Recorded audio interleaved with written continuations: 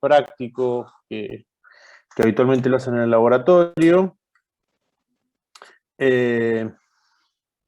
Lo bueno de este TP es justamente la práctica, pero bueno, en este contexto pandemia COVID-19 es un poco complejo, ¿no? Bueno, yo soy Ignacio de la N está de más. Soy docente de fisiología. Vamos a dar inicio de la clase. En realidad vamos a tocar los 4 o 5 puntos. Vamos a contestar las preguntas una por una y vamos a ir viendo cuáles son las dudas. Hay un punto del que habla sobre la práctica de retracción y de retracción del coágulo, el último punto. Ese es muy de práctica, así que no lo vamos a tocar puntualmente, porque hace preguntas específicas de la unidad temática, o sea, de la unidad práctica, por lo tanto ese no lo vamos a tocar. Pero básicamente se van a tocar todos los temas. Si vamos para adelante, vamos a ir, si me dan el ok, vamos para adelante. Que yo ya creo que son y cuarto, ya creo que no se van a conectar más gente. Así que bueno, el último. Y arrancamos. Bueno, es la unidad temática de hemostasia. La anteúltima, o la última.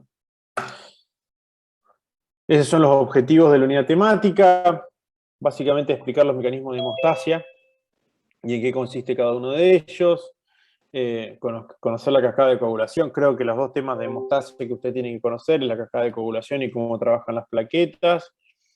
Bueno, interpretar la acción de los anticoagulantes, escribir las pruebas del laboratorio que pueden utilizarse para evaluar la hemostasia, plantear hipótesis. Bueno, esto es lo que tienen que hacer el trabajo en casa, pero básicamente lo que seguramente, si ustedes ya tienen hecho esto, las hipótesis las han planteado, han intentado buscar el tema de las respuestas que encontraron, que son bastante sencillas, y bueno, reconocer los elementos básicos del laboratorio, que eso no lo vamos a poder discriminar acá.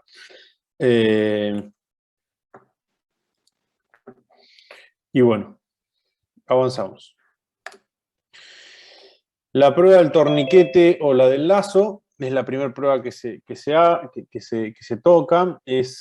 Bueno, el procedimiento es con un manguito a presión y lo que se realiza es aplicando una presión en el antebrazo con el manguito del manguito de presión, que puede ser o un manguito o una liga a presión, o puede ser el manguito del tensiómetro, que bueno, se sitúa entre las presiones sistólicas y diastólicas y se mantiene durante 5 minutos. Se examina posteriormente la zona distal del manguito para observar si se han producido petequias. Entonces, las preguntas que se dicen, ¿qué son las petequias? Las petequias son como pequeñas manchas que están en la piel, que pueden aparecer en todos lados, pero lo que uno quiere buscar en la prueba del lazo es que estén en el antebrazo. ¿Tá? Las petequias tienen un tamaño específico, son creo que entre 1 milímetro y 3 milímetros, creo, si no mal recuerdo. Y esa la puede diferenciar si ustedes ya han visto en el TP y han leído algún trabajo práctico, algún capítulo de hemostasia, que tenés equimosis y púrpura, que se diferencian básicamente por el tamaño. Que son prácticamente casi la misma fisiopatología, pero depende también del tamaño de la lesión. Entonces se diferencian entre equimosis, petequias y púrpuras. Bueno, como dice ahí, son las manchas redondas pequeñas que aparecen en la baja de la piel y son como consecuencia de fragilidad o ruptura capilar. La prueba del torniquete es, como dice ahí, es un examen que evalúa la fragilidad de los vasos sanguíneos a nivel capilar, básicamente. O sea, lo que se entiende es que si uno genera presión en el antebrazo, en el brazo, perdón, todo lo que esté o sea, de forma distal, va a generar una presión tan significativa que no vas a poder tener retorno venoso, y esa presión que te genera el retorno venoso va a impactar en el capilar, y ese capilar que uno tiene se rompe. Hay un valor normal y un valor anormal. Este es un método específico. La respuesta es no, porque en realidad lo que está evaluando es toda la cascada de la coagulación en líneas generales. O sea, se ve la ruptura del endotelio, cómo trabaja las plaquetas y la cascada de coagulación, de los factores de coagulación, que uno no puede distinguir si es el factor 8, si es el problema del factor de von Willebrand, si son las plaquetas o si es disfunción endotelial. ¿Tá? O sea, esta prueba del torniquete lo que ve es básicamente, en líneas generales, esto. ¿Tá? ¿Y cómo funciona? ¿No? Una de las cosas que se ha utilizado mucho en esta prueba del torniquete es en los centros, en centros muy caribeños, que está el Aedes aegypti, que por ende tenés el virus del dengue, que genera una fiebre hemorrágica. Se utiliza mucho como prueba sensible para ver si la tenés o no lo tenés, porque justamente el virus genera problemas hemorrágicos. Entonces, si es positivo, te puede dar un test de sensibilidad para el dengue. Esto es nota de color, ¿no? Lo tienen que saber. Bueno, acá dice que el valor normal, el conteo de petequias en un área de 10 centímetros cuadrados, o sea, 10 centímetros para arriba y 10 centímetros para el costado, no debe ser superior a 30, y si es por arriba de 30, es igual a positivo. ¿Está? Después Profe, el tiempo perdón, es... una Sí. consulta. En el video decía que los valores normales son de 0 a 10. Entonces, ¿en realidad sería de 0 a 30? Bueno, también depende de la bibliografía donde la busques. Yo lo que busqué en algunos artículos científicos decía hasta 30. Bueno, si en el video que ustedes le postearon en el TP dice hasta 10, se toma lo de la cátedra que es hasta 10. ¿Está? Ah, buenísimo. Gracias. Está bien. Las preguntas lo hacemos al final, ¿dale? Y vayan anotándolas, porfa. El tiempo de sangría, que vos el tiempo de hemorragia, hay dos tipos de métodos. Lo que también acá trata de evaluar básicamente es también cómo funciona la coagulación. Fíjense que tienen lancetas, un cronómetro, alcohol, algodón y papel absorbente. Lo que hay que hacer en el lóbulo de la oreja, o sea, en la parte de abajo de la oreja, se limpia con alcohol, se usa una lanceta que se haga una punción de aproximadamente 4 milímetros, y a partir de ese momento se empieza a tomar el tiempo, y con el papel absorbente cada 30 segundos lo que se va tomando es la gota que se va formando. ¿Tá? Y eso lo que les permite saber básicamente es cuánto tiempo tarda en detener la hemorragia. Eh, ¿Qué se evalúa con este método y cuáles son sus valores normales? A ver, un poco lo que se está queriendo ver es básicamente los vasos, las plaquetas y la formación del coágulo. El tapón plaquetario es el primer tapón que se hace de plaquetas para evitar que siga sangrando, para evitar que haya un mayor sangrado. ¿Tá? Y lo que se hace básicamente, ahí el dibujo que tenemos a la izquierda es cómo se hace vendría a ser el test de Duke. Y bueno, ahí de abajo tenemos las plaquetas, pero uno no puede distinguir, no puede distinguir cuál es el proceso, y si es sensible o si es muy específico este test. ¿tá? Es en líneas generales.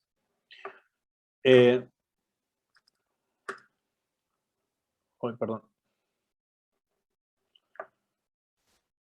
El tiempo es aproximado, depende de la bibliografía, entre 1 a 4 minutos, hay otros que dicen 6 minutos, pero no pueden superar los 6 minutos, que eso es el tiempo o el valor normal.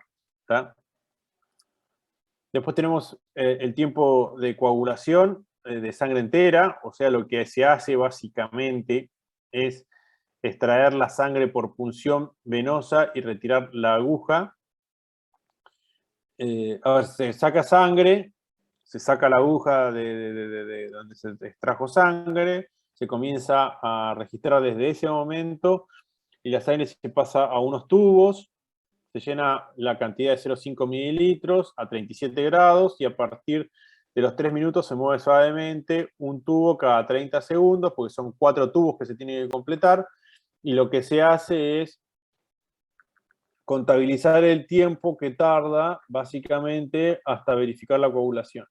Y se hace un promedio en el tiempo de los 4 tubos. Si uno tardó 2 minutos, otro tardó 4 minutos, otro tardó 3 minutos y otro tardó 7 minutos, bueno, se toma, se hace la sumatoria, se hace un promedio. Básicamente, ustedes conocen cómo hacer un promedio, es un promedio. Ese tiempo y ese es lo que corresponde. Bueno, es una evaluación global del sistema de coagulación.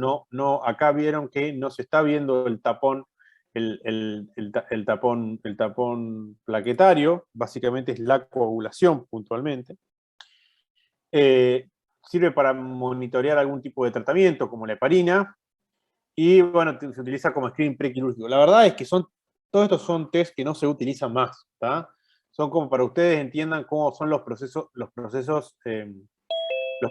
de coagulación y qué test que se utilizaban anteriormente van evaluando diferentes métodos, pero no son específicos, ¿estamos?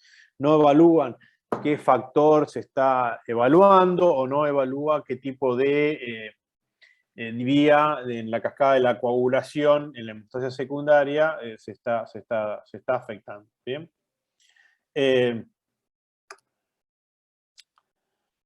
Bueno, esta es la relación que hay entre el tiempo que se tarda el sistema procoagulante y los inhibidores fisiológicos o adquiridos, como la heparina, influyen en la formación del coágulo. Es básicamente eso, o sea, como les decía, es la evaluación global del sistema de coagulación. El sistema de coagulación tenemos tanto el sistema procoagulante y los anticoagulantes o los inhibidores de la coagulación, básicamente. ¿Bien? ¿Cuánto tarda aproximadamente? A 37 grados, entre 7 a 15 minutos, a temperatura ambiente a veces puede tardar un poquito más. Prueba de retracción del coágulo, ese es otro test que lo que se hace es sacar sangre de punción venosa también. Se colocan 2 mililitros de sangre en un tubo de hemólisis y se deja coagular. Una vez formado el coágulo, se mantiene el tubo a 37 grados, se observa periódicamente hasta la aparición del líquido entre el coágulo y la pared del tubo. ¿Qué es el líquido que se exuda? Es suero, ¿tá? Es todo el líquido más proteínas que no tiene elementos formes, o sea, células, ¿estamos? Y ¿cuál es su composición? Es un poco lo que les explicaba recién, de dónde proviene, de la misma sangre. O sea, acuérdense que la sangre está compuesta por elementos formes, que son toda la serie roja, la serie blanca, más las plaquetas, y después tenés las proteínas, los otros elementos, como los iones, la glucosa, y después tenés agua, ¿estamos? Lo que vos vas a ir viendo es el coágulo, que son todos los elementos celulares formes, y después el resto son el suero, agua con proteínas y los otros elementos. Lo que se consolida es el coágulo hemostático, porque bueno, se tocan las paredes del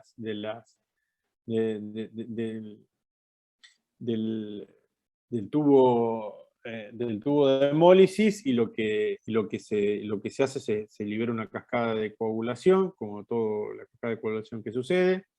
Pero acá se ve cómo también participan las plaquetas, las proteínas plaquetarias, cómo se funciona el magnesio, ATP, las enzimas, el fibrinógeno y el hematocrito. ¿Tá? ¿Cuánto dura? Entre 1 hora a 24 horas se puede dejar esto, y uno va a ir viendo diferentes estadios a medida que va pasando el tiempo. Y esto, si ustedes se fijan acá en el gráfico, bueno, en el gráfico acá tenemos los glóbulos rojos, tenemos las plaquetas en verde, los leucocitos en amarillo y azul, y la red de fibrina alrededor de ellos interconectándose. ¿Está? La retracción ocurre por la interacción entre los pseudópodos de las plaquetas, las hebras de fibrina, y con el fin de generar el cierre del vaso injuriado para prevenir futuras pérdidas de sangre. Un poco lo que decía. ¿Cambia el aspecto del coágulo con transcurso del tiempo? Sí. Porque a medida que pasa el tiempo, se genera hemólisis y hay cambios en el grupo M. Acuérdense que eso lo van a ver, no sé si ya lo vieron o lo van a ver más adelante. Acuérdense que en la hemostasia hay mecanismos activadores, moduladores e inhibidores de la coagulación y la parte fibrinolítica. ¿Bien? Esto, a ver, me fui uno más adelante. Los mecanismos activadores son, vamos a poner la ruptura de un vaso sanguíneo, eso es un mecanismo activador. La presencia de colágeno subepitelial o subendotelial que aparece, ese es un activador, ¿bien? De la coagulación. Y después existen moduladores e inhibidores. Los moduladores son aquellos que producen o favorecen a que se produzca la coagulación, y hay algunos otros factores que inhiben la coagulación. Ustedes tienen que saber que la hemostasia se puede dividir en 2 fases. La fase de acá arriba, que es la hemostasia primaria, que es la que principalmente trabajan las plaquetas, y que esas plaquetas es gracias a la exposición del endotelio, de la capa subendotelial, con la exposición de colágeno, empiezan a activarse un montón de mecanismos y factores activadores del tapón plaquetario, como que ahí tenés también el factor de von Willebrand, ¿tá?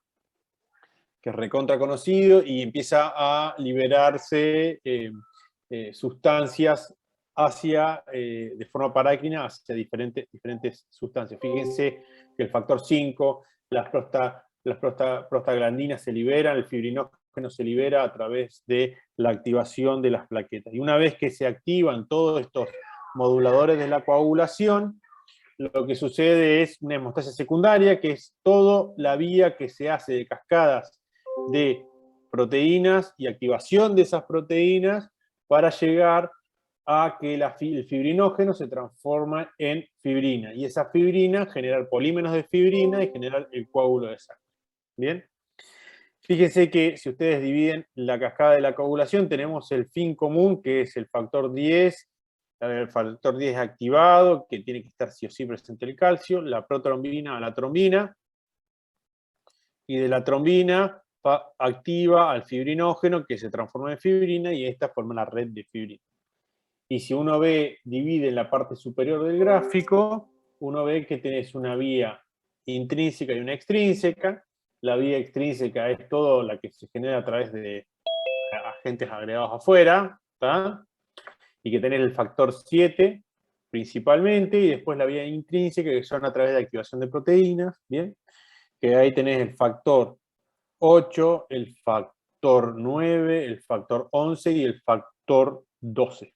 ¿Está? Acuérdense que tenés el factor 5 es la trombina, y el factor 2 es la fibrina.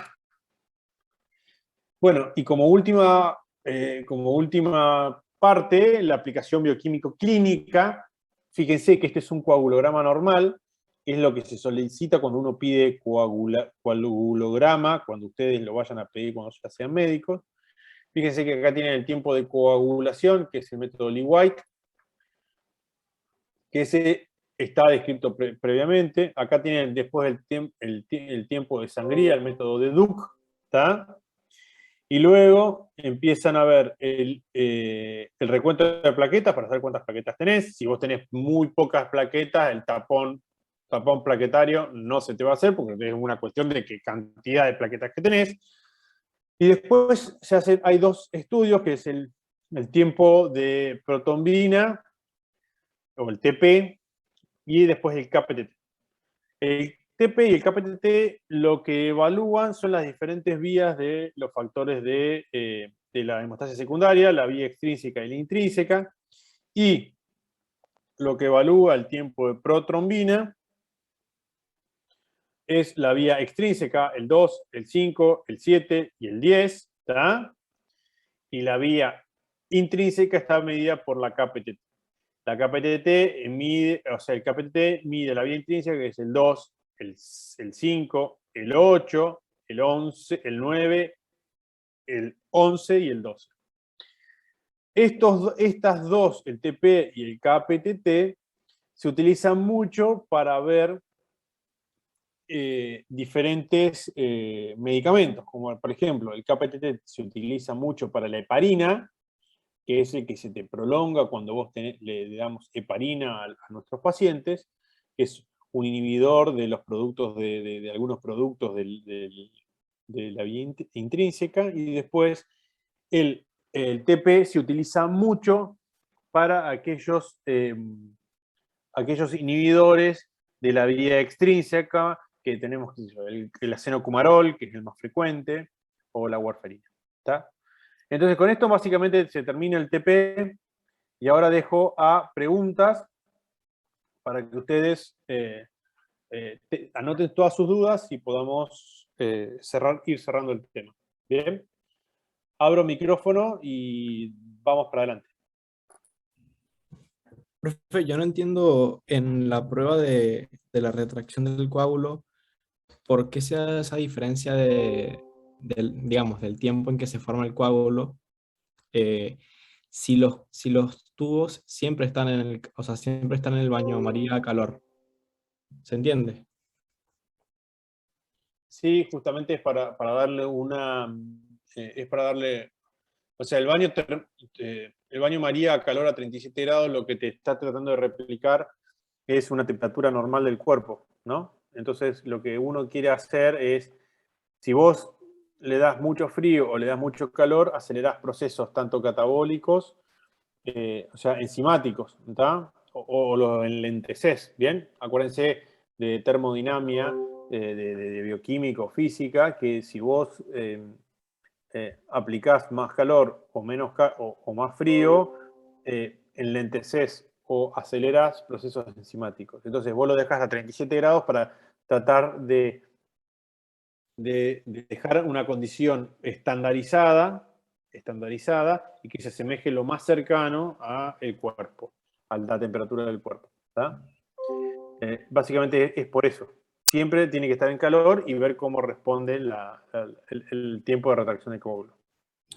¿Y tiene algo que ver esto de sacarlo cada 30 segundos y deslizar la sangre?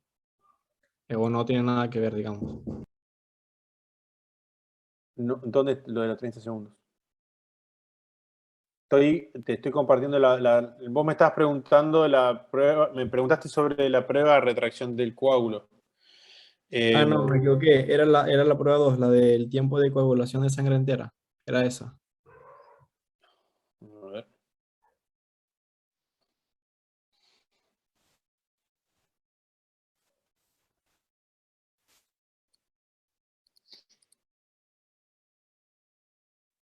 Bueno, a ver, ¿y cuál es la pregunta puntual? Claro que son 4 tubos y Sí. el primero se va sacando cada 30 segundos para comprobar que se haya formado el coágulo, ¿no? Pero los otros 3 siguen estando en todo el momento en el calor y por eso no se coagulan todos juntos. Esa es mi duda. No, porque vos lo que estás intentando hacer es que vos no podés. A ver, vos como no es un método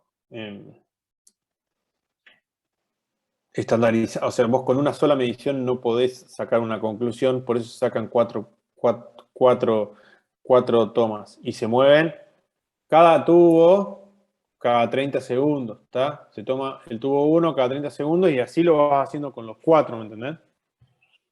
Ah, No, claro, porque en el video explicaban que primero se hacía con el 1 y después se hacía con el 2 y después con el 3. Entonces, claro, lo vas haciendo así, se hace así, en la misma toma, toc, toc, toc, y entiendo se va haciendo así, ¿no? Es lo que entendí.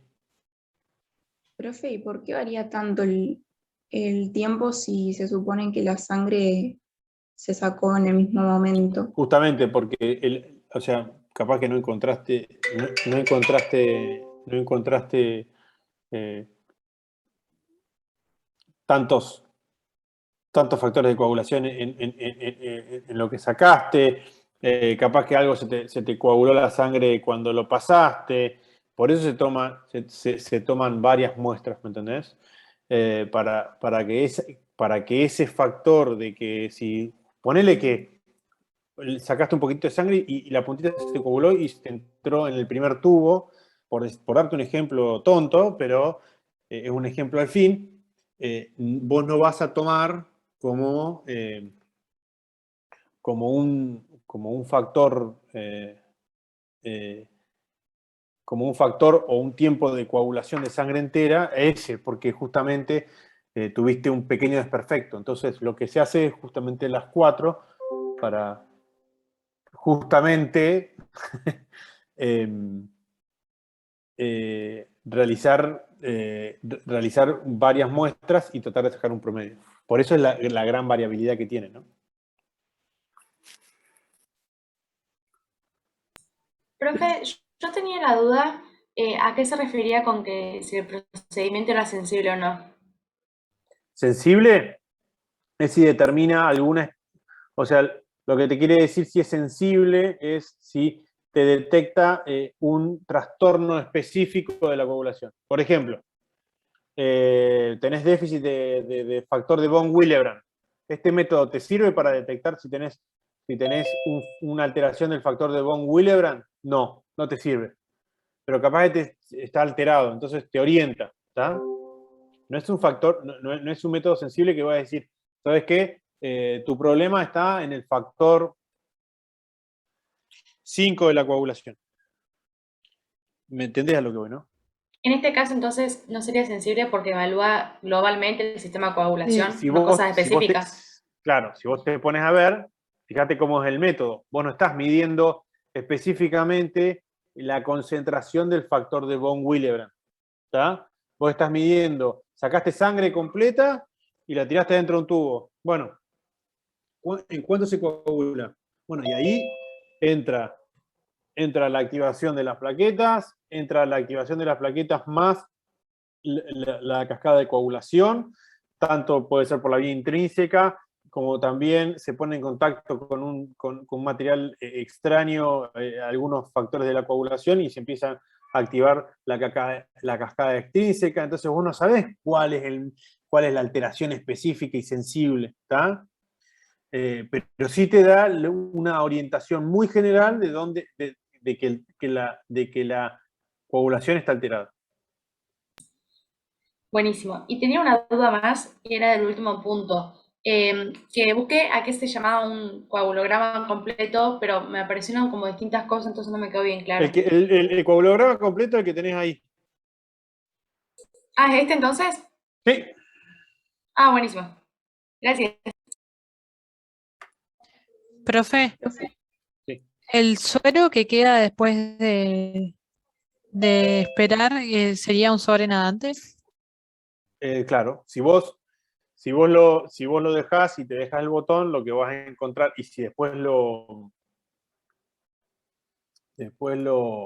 ¿cómo se llama? En la maquinita que gira, centrifugás, esa es la palabra, lo que vas a empezar a hacer es, se ve muy claramente la separación del sobrenadante. En realidad se llama sobrenadante cuando vos lo centrifugás, ¿me entendés? No cuando lo dejás librado al azar, como lo dejás en el tiempo de retracción del coágulo.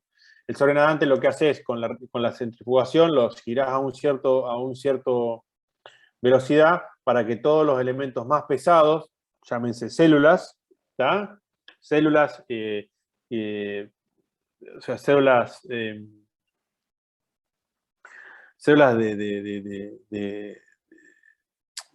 linfocitos, a ver,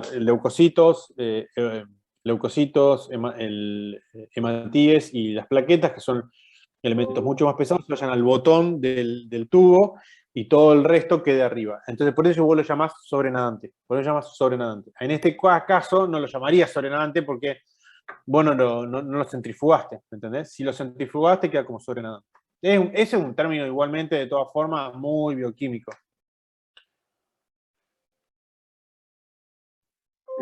Yo tengo una duda con la vía extrínseca y la intrínseca.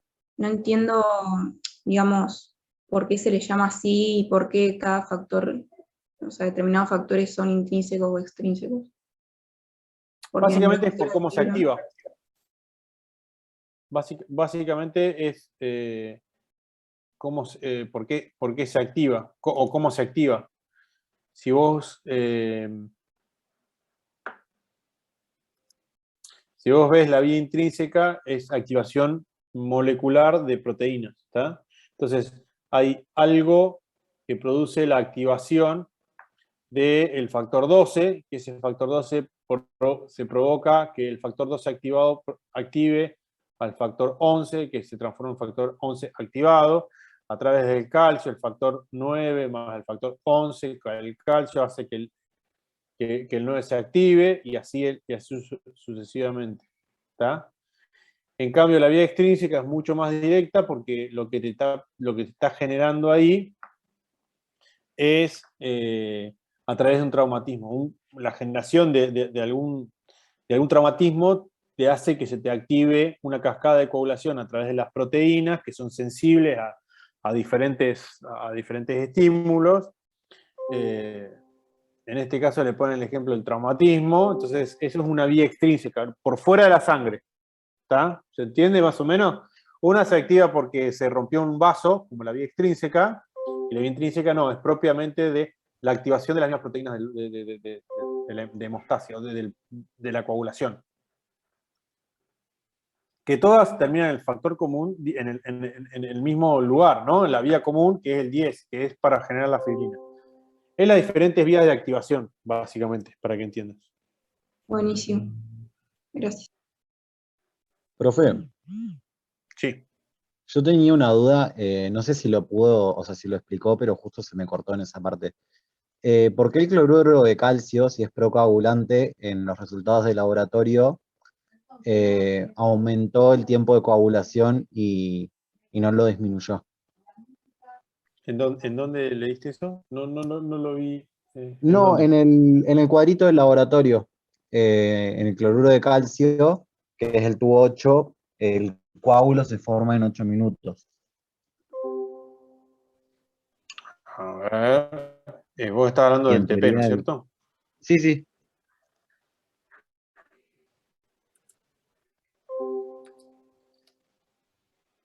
A ver que lo abro.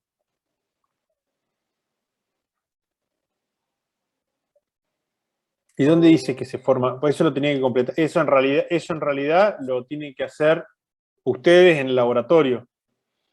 ¿Dónde dice Claro, que pero hay un video que, para justamente completar el video, está el cuadro y todo de cómo fue el experimento y eso, y en el tubo 8, que es el del cloruro de calcio, bueno, y también, bueno, en las pruebas, sale que se forma el coágulo a los 8 minutos.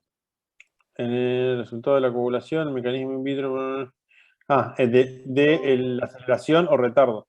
Bueno, básicamente, a ver, lo que básicamente está ahí, lo que vos básicamente estás mostrando es cuáles son los factores que te pueden acelerar o atrasar el tiempo de la coagulación, básicamente. ¿Está? El dicumarol o la heparina te atrasan el tiempo porque son factores o son anticoagulantes. ¿Está? Después la temperatura, capaz que te lo puede acelerar porque acelera los procesos enzimáticos, el hielo te lo debe atrasar. Entonces son todos diferentes mecanismos. Básicamente es eso. No le des mucha más rosca que eso. Claro, no, eso sí lo entiendo, pero no, mi duda era justamente con el cloruro de calcio en particular, porque es procoagulante y tardaba más en formarse el coágulo, entonces como que no entendía por qué, pero bueno. No sabría decirte, che. Ah, bueno, ok, No no hay sabría problema. decirte, pero lo de última lo googleamos y vemos, a ver por qué el cloruro de calcio es un anticoagulante. ¿Vos decís? Puede Claro, ser en capaz teoría. porque es in vitro. Ah, Y puede ser. Mirá, ahí- lo que sí puede ser es eso, o sea, vos no te des ni idea, porque ahí lo que estás midiendo, lo que vos estás midiendo ahí es in vitro, no es lo que está pasando justamente en una situación normal, fisiológica, ¿está? Está en contacto con paredes que no conoce, que no es el endotelio y que no lo inhibe, ¿está? El cloruro de calcio me fijo y después te lo respondo. Y lo ponemos en la PEDCO y así lo solucionamos. ¿Eh? Gracias, profe. Profe, una consulta, en ese mismo Sí. cuadro también está el citrato y EPTA. Esos son anticoagulantes, pero o sea, In vitro, son anticoagulantes in vitro. Ah, bien, bien. ¿Y cómo, o sea, por qué lo son? O sea, cómo provocan ese efecto, por así decirlo? ¿Se unen al calcio o algo así? Claro, son quelantes de calcio, entonces lo que hacen es justamente prolongar el tiempo de la coagulación, básicamente. ¿Está? Básicamente va por ahí. Algunos son quelantes, otros impiden procesos de ionización del calcio, entonces eso hace que, que se, que se, que se prolongue la coagulación. In vitro, ¿no? Son situaciones in vitro. Bien, buenísimo, muchas gracias. Bueno, si no hay más dudas, chicos, nos vemos en la próxima clase, que seguramente nos va a tocar respiratorio. Así que les mando un buen saludo, cuídense y nos veremos en la próxima. Hasta luego. Chao, profe, gracias. Chao, profe, gracias.